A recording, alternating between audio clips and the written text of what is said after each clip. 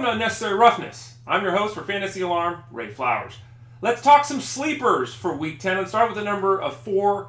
That's the number of defensive backs for the Jets that are hurt right now. Pryor, Bailey, Cromartie, Scrine. It looks like all 4 of those guys might miss the game.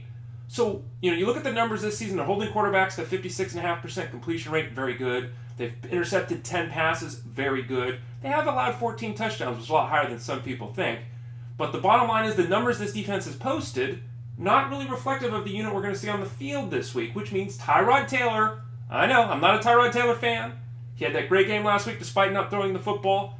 Is there going to be enough volume there? I don't know, but I think T.Taylor's ability to use his legs and to face a defense with 4 defensive backs that could potentially miss this game makes T.Taylor a nice sleeper play in Week 10. Second number of the day is 5. That's the number of running backs who have more catches this season than D.Johnson. Johnson wasn't involved at all the first couple of weeks of the season. He's seen his role grow, but then it's receded the last couple of weeks. Only caught 4 passes the last 2 games. But some things to note with D.Johnson. Number 1, even though he's only caught those 4 passes the last couple of games, they've gone for over 100 yards and he scored a touchdown. So he's been very effective. Number 2, the team came out on Thursday and said, look, we got to get this guy more involved.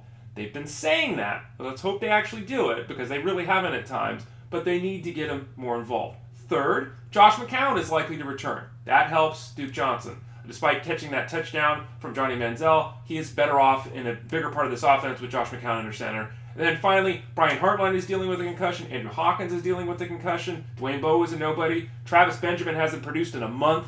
They really need Duke Johnson to be someone in Week 10. The third sleeper of the day, we're going to start out with the number of 52.5. That is the number of yards per game as an average for P.Garcon. And in a PPR setup as your wide receiver 3, okay. He goes out, he catches his 5 passes for 55 yards, and you call it a day. But this might be a big effort for him.